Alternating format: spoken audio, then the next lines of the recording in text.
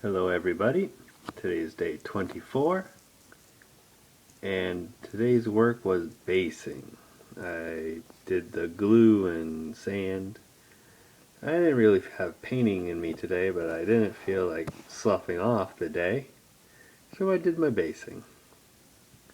For my basing, I use a mixture of Woodland Scenics ballast. Now, if you don't know what ballast is the stone and crushed rock that's usually put underneath train tracks. Woodland Scenics is largely a train model company, and if you don't know of them, I think you should look into them because train model scale isn't at times too far from what we're doing. I think we're looking into O scale, maybe HO scale for train stuff, but this is a mixture of fine and slight coarse. I think they have 3 sizes, small, medium, large, but instead they use fine, coarse, and I can't remember what the largest one, but this is not that. As you can see, there's a general mixture of the grains.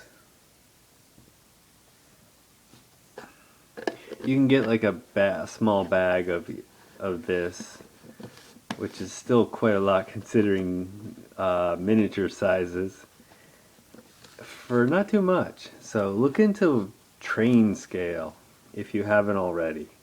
There's a lot of good stuff in that world. Trees, even structures, buildings and or bridges.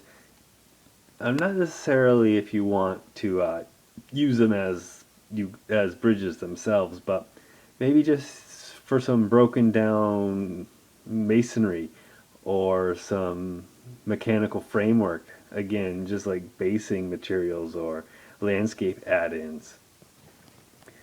Good stuff, I feel.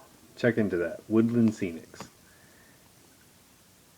As for the question of the day, if Games Workshop asked me to make a new army, race, Space Marine chapter, etc., I don't really have an answer. I certainly would tell them to make my own Space Marines chapter, an official chapter. The current name for them is Ice Wardens.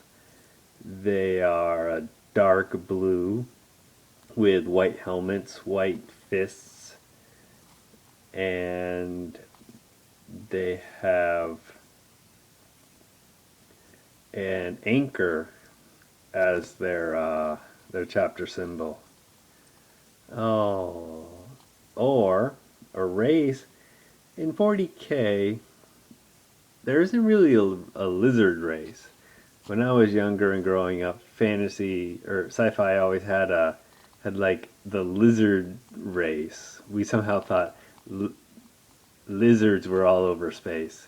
The V's TV series from the 80s, even in the old Star Trek, one of the classic scenes, Kirk is kind of fighting a lizard character hand to hand and ends up making a cheap version of gunpowder to shoot him with a crystal rock bullet.